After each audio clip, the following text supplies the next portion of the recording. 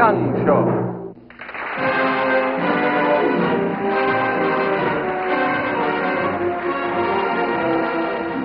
Hello. Are you one of those persons who has already learned to accommodate your life to the changes which inevitably confront all of us? If so, you're very fortunate. And now our story tonight opens in the offices of James L. Macklin.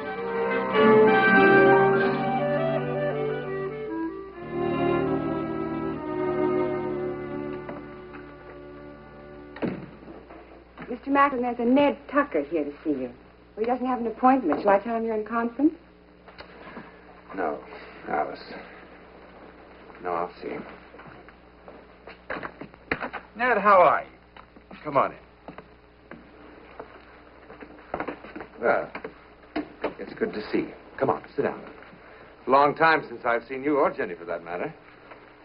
Yeah, it has been a long time. Yeah, been too long. What can I do for you? Look, Jim, I don't like to impose on our friendship, but, well, when I saw your ad for a production supervisor, Hasn't anything turned up for you yet? No. Have you talked to Rayner over at National? Yeah, there's nothing over there. What about Amalgamated? No dice? I have an idea. Sorry. I'm so sorry. Don't be silly. That's why the Lord made tears. Use them. Go ahead, cry it out, Jenny. I shouldn't bother you with my trouble. Well, I don't know why not. You know, I've always considered myself your best friend. Look, honey, look. A man like Ned, well, he's not going to be without a job for long. It's been 8 months. And a man Ned's age starting over again. It isn't his fault his firm went out of business. Of course it wasn't. Look, why don't you let me speak to Jim? Or better still, have Ned go down and see him. Ned is seeing Jim today. Then why all the tears? Come on, I'll give you a drink. It's just strain and suspense. Yeah. You want scotch? Please. If Jim has an opening, Ned is as good as hired. He has. Production supervisor. Well, then. Oh, it's perfect. Just because we're old friends is no reason for Jim to show Ned any preference. Oh, honey, I know the way Jim feels about Ned. He thinks he's tops in his line. I know he used to think that. We've all changed a lot since the old days. Except you. Flatterer, here. Thank you. Honestly, I don't know how you do it, whether you live in a small apartment or a beautiful home like this. You still stay the same. And you, Jenny? Oh, I'm nervous and tense all the time. Ned's discouraged, and Jim... What about Jim?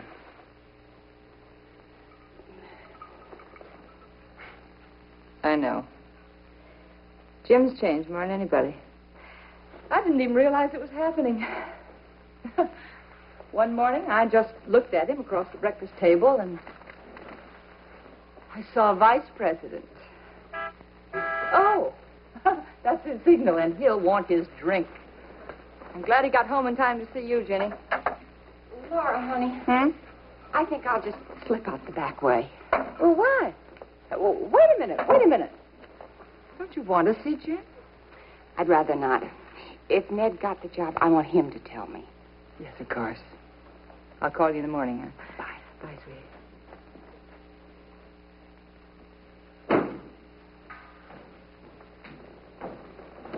Oh, hi, darling.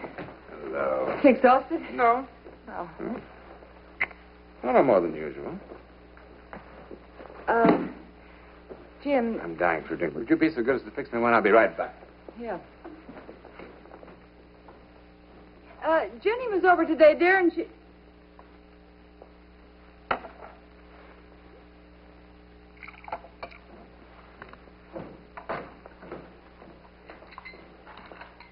Oh, boy. You will find this is an absolutely perfect drink. Well, I can use it. Thank you.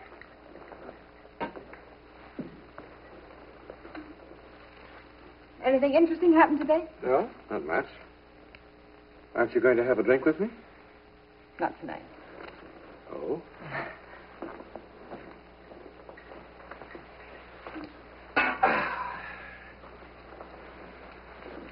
Now, talk to me. You talk to me. All right. Ginny was here. Or did you hear me before? Yes, I heard you. How is she? She's fine. Laura, didn't we get any mail from the twins?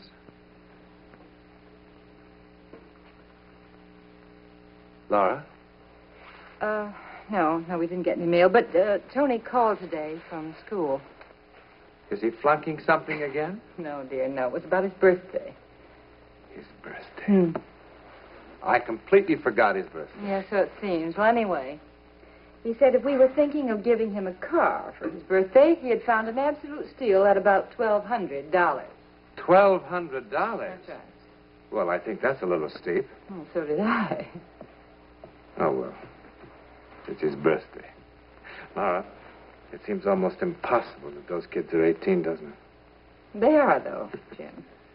What are we going to give Diana to match the car? Haven't you read her last few letters? Have I missed something? Her French teacher's going on that European tour, and she's taking half of her class with her, you know. So that's what she was hinting at. Of course. Well, then all we have to really do is send each of them a check. Listen, will you do me a favor? You take care of that. Just like that? Well, why not? We can afford it, and they're good kids. And you're an old softy. At least as far as giving your children birthday presents is concerned. Now, Jim, for the third and last time, Ginny was over today, and she said that Ned went down to see you today. Laura. Did you arrange that? No. Are you sure? Well, of course. Well, I want you to know that it was really rather embarrassing. You didn't give him the job? No, I didn't. But that's exactly the job for Ned. Oh, Jim, it isn't Ned's fault that he's out of work. His company folded, you know. I know what happened, Laura. I've explained this to you 1,000 times. In business, there is no room for sentiment. This has nothing to do with sentiments. You said yourself that, well, Ned could handle that kind of a job. You said it. You said it yesterday. That's right. Well, then why didn't you hire him? Because he's 42 years old. You are 44 years old. But that's different. Why? Because I have been with the company for 19 years. Ned would just be starting out with the company if I hired him. Yes? It's against my policy to hire men over 40. As a matter of fact, I prefer them under 35. Why? Well, you don't understand. You never have. So why do we stand here discussing it? Because, dear, I want to understand. All right. All right. If I hire a younger man, he won't have Ned's experience. That's true. Yes. But I won't have to pay him as much money. It's just good business. Well, I've changed my mind. I think I will have that drink.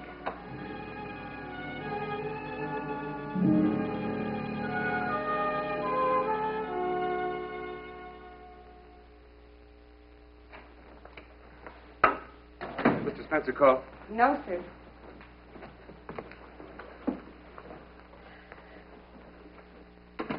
Mr. Macklin, according to the grapevine, we're going to sell out to Amalgamated. For once, the grapevine is right. You've seen Mr. Abbott around the plant the last few weeks.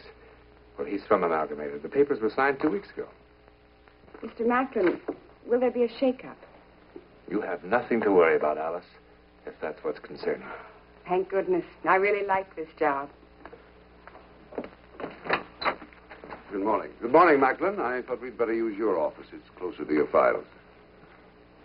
Alice, would you hold my calls, please? I had this prepared for you, Mr. Abbott. I thought perhaps you'd like to weed out some of the dead wood. Oh, I see. Tom Connolly. Yes, he's 58. Well, what's wrong with him? Isn't he a good man? Well, of course he's a good man, but he's 58. He'd have to be pensioned off soon, and why should you assume that? I see most of these people have been with the company for some time. You must know them pretty well. Yes, I do know them. I think you can trust my judgment, Mr. Abbott. I'm really quite objective. Yes, I see you are. Very objective indeed. Mr. Macklin, you have quite a reputation throughout our industry. Thank you, sir. Unfortunately, we don't like it. I beg your pardon? Mr. Macklin, Our policies are diametrically opposed to yours. We don't fire a man because he's old. Older men add stability and guidance to the younger men of the organization. Mr. Macklin, if you want to stay with us, you will have to work our way. Amalgamated is not going to change its basic policies to suit your methods. We have a man in our Detroit branch. Knows our policies right down to the ground. We're going to bring him here. Who will be in charge? He will. In that case, Mr. Abbott, you can consider this conversation my resignation. I shall accept it.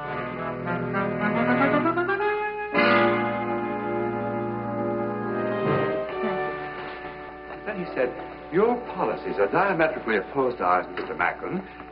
And then, do you know what he had the gall to offer me? No. The job of assistant personnel director. Awful, Jim. Awful. It's ridiculous is what it is. I mean, it's too humiliating even to talk about it, Laura. Assistant personnel director. What are you going to do? I'm going to get another job. I'm not worried about that. There are thousands of jobs I around. know that. But... Oh, Jim. Assistant personnel. Can you, after 19 years in the office, Laura, I should have to listen All to a right, man. dear. All right. Blood pressure.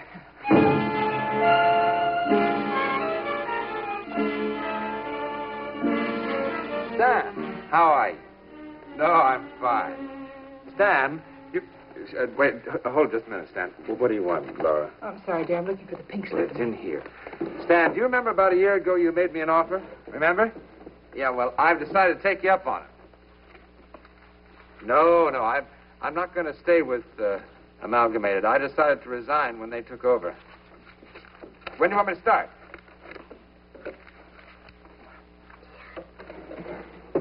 Oh? Yes, well, of course I understand. Yes. Well, I doubt that I'll be available by then, but you can try me. Right, Stan. Okay. Right. Laura?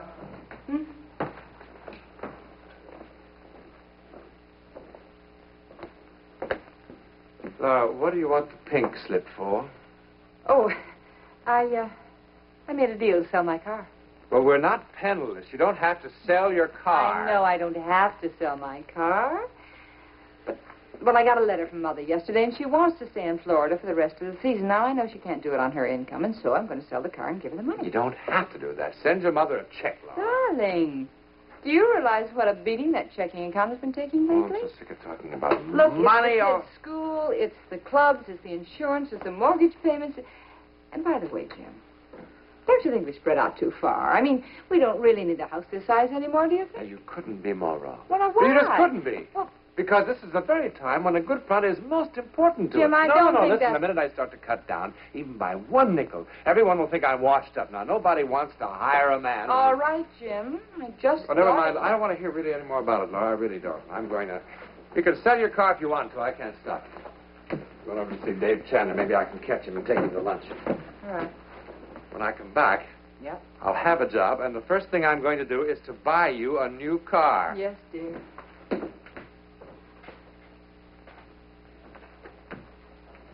Laura, Yes. you have any money? I'll get it for you. So the simple fact is I decided to resign. What do you say? I'm sorry, Jim. I don't think you'd fit into our organization. Look, Dave, I know that I'm 44, but I'm as fit as many men half my age. Well, I hadn't thought about your age. But since you brought it up, when you were working for Spencer, were those your hiring policies? I'm sorry, Jim. I don't think you'd fit. Just forget it, Dave.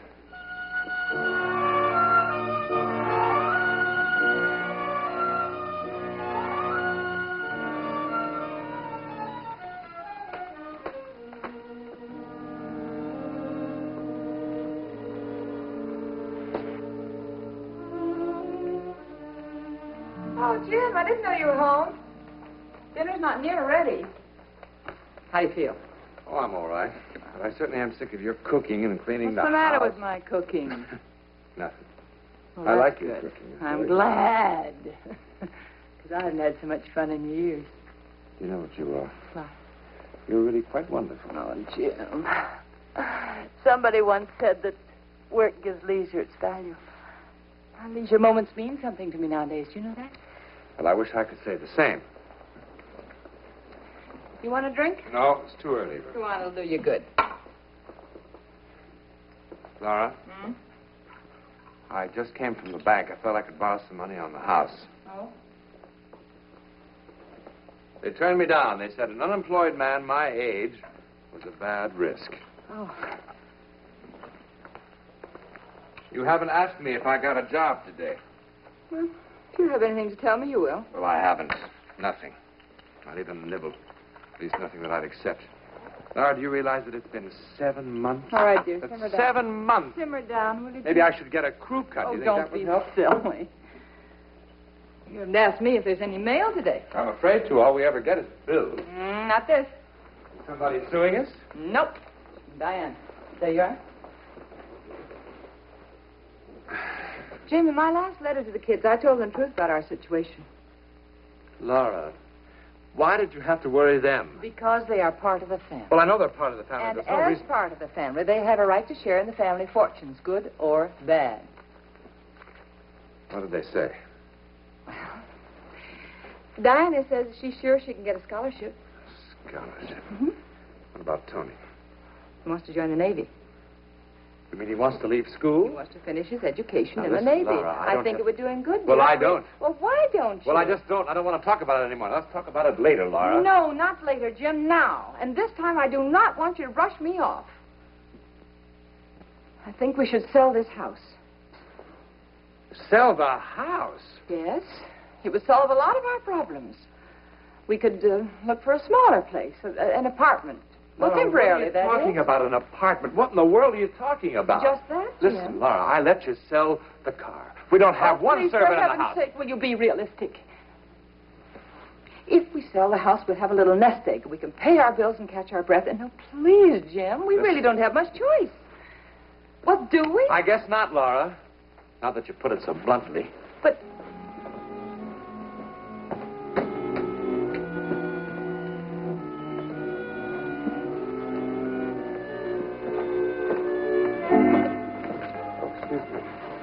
oh, you weren't supposed to be here so early. Well, how do you like our new home?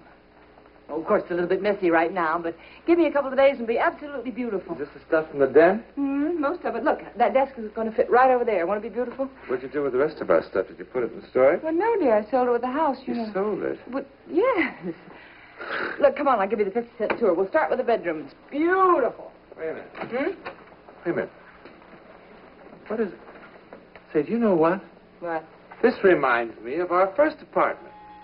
Does it? Sure it does. That's why I took it. Remember how happy we were then, Jim? We were so young, so much in love. 20 years later now, isn't it, Laura? I'm right back where I started. No? There's a difference, isn't there? I had a job then.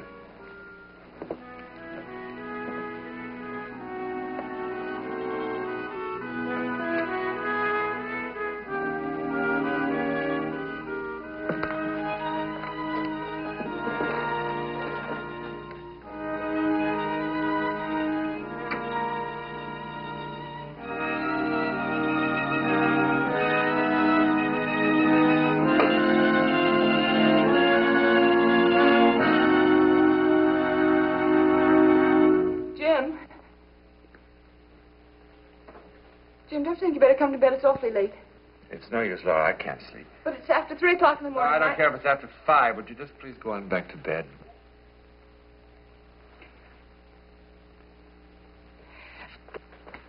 I'll make some coffee. No, thank you, Laura. Why don't you just go back to bed? Please, will you talk to me? What about, Laura? What do you want to talk about? Well,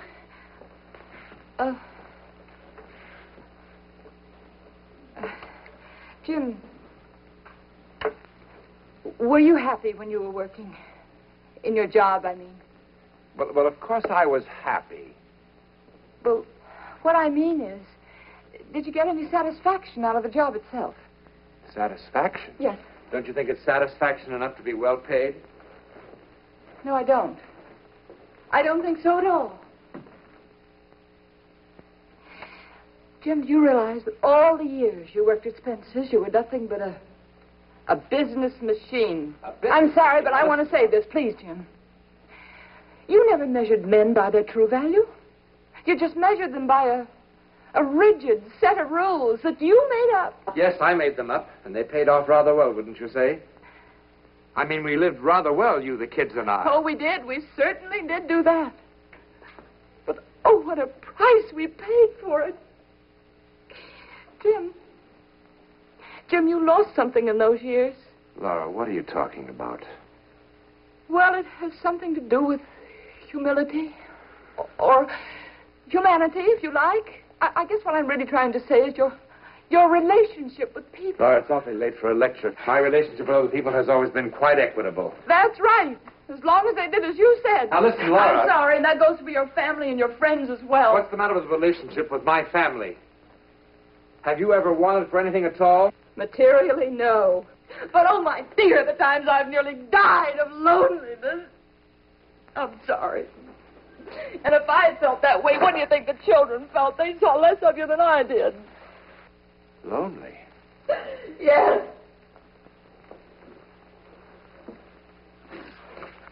Are you telling me the truth? Yes. And while I'm at it, I think you ought to know. I have always felt that if you had stayed on with Amalgamated, you might have learned something. Stayed on? Yes. You would have liked me to stay on and be an assistant personnel director? Yes. That's the kind of humiliation you would like me to take. Not humiliation, humility. There is a difference. I don't understand you, Laura. Yes, you do. You just don't want to admit it, that's Would you all, like me Jim. to be completely without self-respect? Is it self-respect or is it false pride?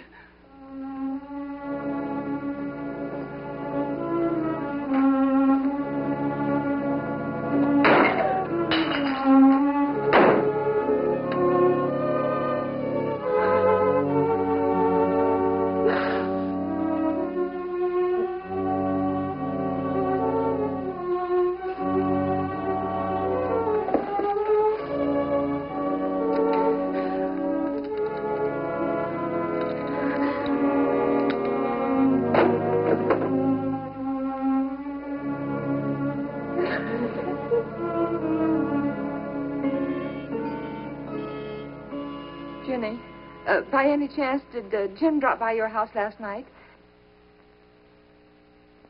No.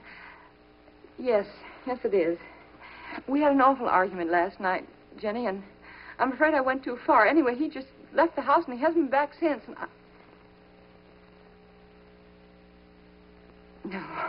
No, it's all right. I'll call you later, okay? Yes, goodbye, dear.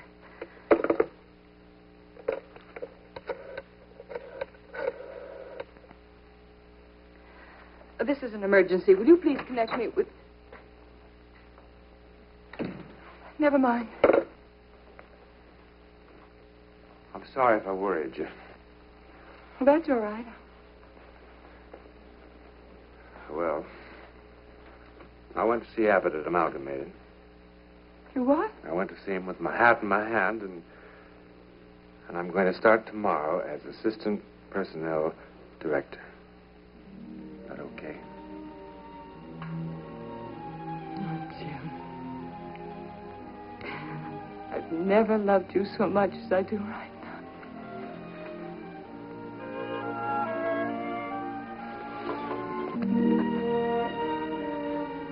Jim.